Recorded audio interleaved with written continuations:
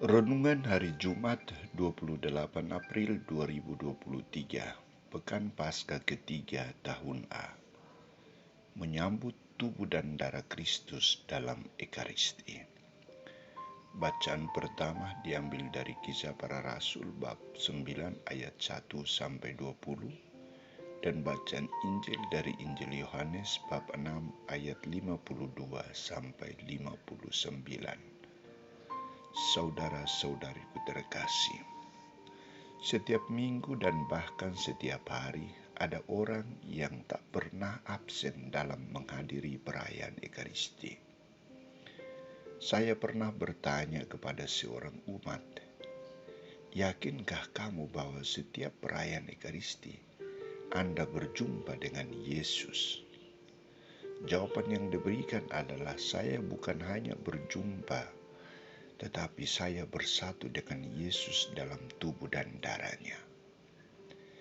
Bila umat beriman Katolik memiliki iman sampai pada tahap ini, tidak ada lagi yang perlu dipersoalkan tentang Ekaristi.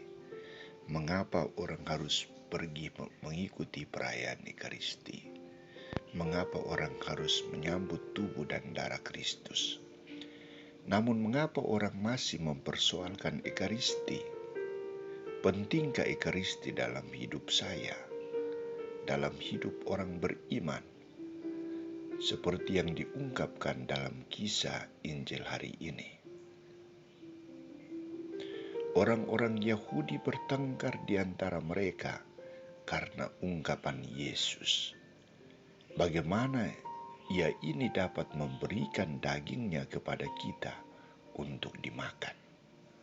Saudara-saudariku terkasih, orang Yahudi tidak mengerti maksud dan tujuan dari ungkapan Yesus tentang roti kehidupan.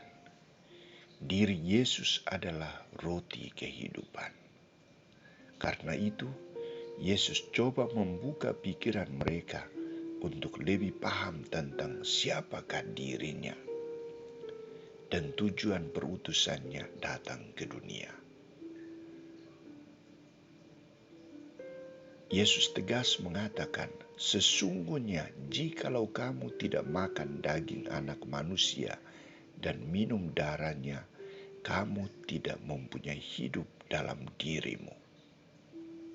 Barang siapa makan dagingku dan minum darahku, ia mempunyai hidup yang kekal, dan aku akan membangkitkan dia pada akhir zaman.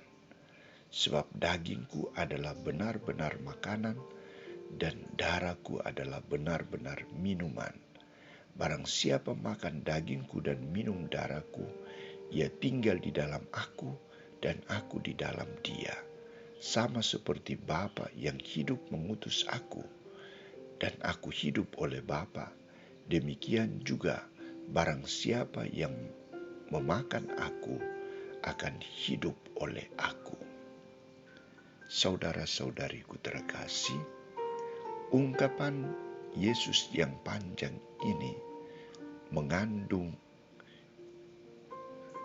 konsekuensi yang harus ditanggapi dan disikapi oleh para muridnya maupun orang yang percaya kepadanya, yakni menerima, percaya, dan menjadikan Yesus sebagai sumber kehidupan. Mereka tidak boleh memisahkan diri dari Yesus, tetapi mereka harus bersatu dengan Yesus sebagai sumber hidup, sebagai sumber kekal. Mereka yang memisahkan diri dari Yesus akan mengalami kematian, sedangkan yang bersatu dengan Yesus akan memperoleh hidup yang kekal. Mereka yang hidup bersatu dengan Yesus akan mengalami kasih dari Yesus, sedangkan yang tidak bersatu dengan Yesus tidak akan mengalami kasih dari Yesus. Inilah jaminan makan dan minum dari tubuh dan darah Kristus, yakni memperoleh hidup yang kekal. Saudara-saudariku terkasih, bagaimana dengan kita? Kita sudah beriman akan Kristus, dan hidup kita adalah Kristus sendiri. Dia menjadi sumber kehidupan kita. Maka setiap kita merayakan Ekaristi, kita bersatu dengan Kristus. Kristus ada dalam diri kita, dan kita ada di dalam dirinya. Hidupnya dan hidup kita, kesatuan kita dengan Dia, membuat kita hidup dan menjadikan kita hidup untuk mengalami hidup yang kekal. Maka semoga kita semakin bersatu dengan Dia dan menjadikan Yesus Kristus sebagai sumber hidup yang kekal.